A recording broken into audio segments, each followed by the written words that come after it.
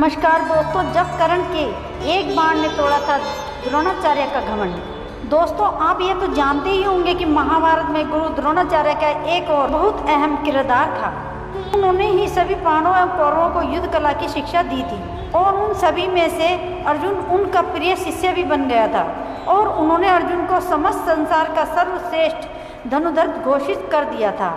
इसके बाद कर्ण ने सभी के सामने गुरु द्रोणाचार्य का घमंड तोड़ते हुए ऐसा सबक सिखाया कि जिसके चलते अर्जुन को भी कर्ण के आगे नतमस्तक होना पड़ा। क्या थी ये पूरी घटना और राजकुमार न होते हुए भी कर्ण को अर्जुन के साथ युद्ध करने का मौका कैसे मिला और साथ ही किस प्रकार कुंती और सूर्य देवता ने किस प्रकार से विनती करके एक महाविनाश को रोक दिया था, यह सब कुछ जानेंगे हम आज के इस वीडियो में। इसलिए दोस्तों, आज की वीडियो को पूरा देखें। तो दोस्तों, अपने शिष्यों की शिक्षा पूरी होने के पश्चात द्रोणाचार्य ने एक प्रतियोगिता का आयोजन किया जिसमें सभी शिष्यों को अपनी कला को दिखाने का मौका दिया गया था। इस प्रतियोगिता में सभी राजकुमार भाग ले रहे थे।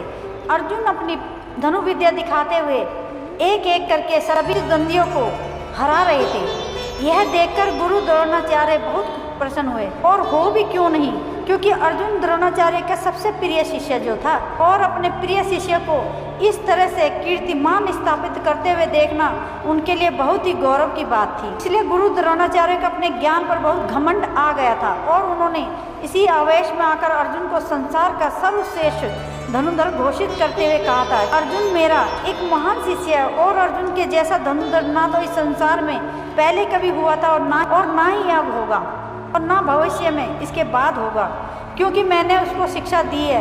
गुरु द्रोणाचार्य यहीं नहीं रुके और संसार की समस्त धनुर्धर को चुनौती देते हुए कहते हैं कि इस संसार अर्जुन से श्रेष्ठ कोई धनुर्धर नहीं है और यदि है तो वह मेरे सामने आए और अर्जुन से द्वंद्व करके खुद को श्रेष्ठ साबित करे। अब इस मुकाबले को कर्ण भी दूर से देख रहे होते हैं और गुरु द्रोणाचार्य को चुनौती सुनने के बाद उनसे रहा नहीं जाता और वह प्रतियोगिता में कूद पड़ते हैं। कर्ण को देखकर गुरु द्रोणाचार्य उनसे अपना परिचय देने को कहते हैं। बताते कि मैं एक सूत पुत्र कर्ण हूँ। अपने बचपन में शिक्षा देने से मना कर दिया था। तब गुरु द्रोणाचार्य को कर्ण की याद आती है और उन्हें यह भी याद आता है कि किस तरह उन्होंने कर्ण को सूत पुत्र होने के कारण उन्होंने कर्ण को शिक्षा देने से मना कर दिया था। द्रोणाचार्य कर्ण को कहते हैं कि तुम्हें यहाँ किसने बुलाया है, यह तो केवल राजकुमारों की प्रतियोगिता है। जवाब में कर्ण कहते हैं, मुझे आपने आमंत्रण दिया है। इस समय आपने संसार के बाकी योद्धाओं की योग्यता को बिना जाने ही अर्जुन को संसार का सर्वश्रेष्ठ धनुर्धर घोषित कर दिया। वही मेरे लिए इस रंगभूमि में आने का सबसे बड़ा आमंत्रण था। लेकिन इसके बाद भी गुरु द्रोणाचार्य कर्ण को अर्जुन से मुकाबला नहीं करने देते। उनका कहना था कि अर्जुन एक राजकुमार है और एक राजकुमार से केवल राजकुमार ही युद्ध कर सकता है। उसके बाद कर्ण को मजबूरन पीछे हटना पड़ा।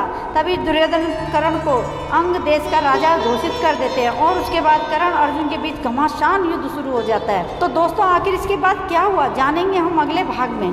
आखिर कैसे कर्ण एक बाण से द्रोणाचार्य का घमंड तोड़ दिया था। तब तक बने रहिएगा हमारे चैनल पर और जो भी नए हों चैनल को सब्सक्राइब करें और बेल आइकन को जरूर दबा दें ताकि जैसे ही अगला भाग आएगा तो इसका नोटिफिकेशन आपको सबसे पहले मिल सके। थैंक यू सो मच दोस्तों।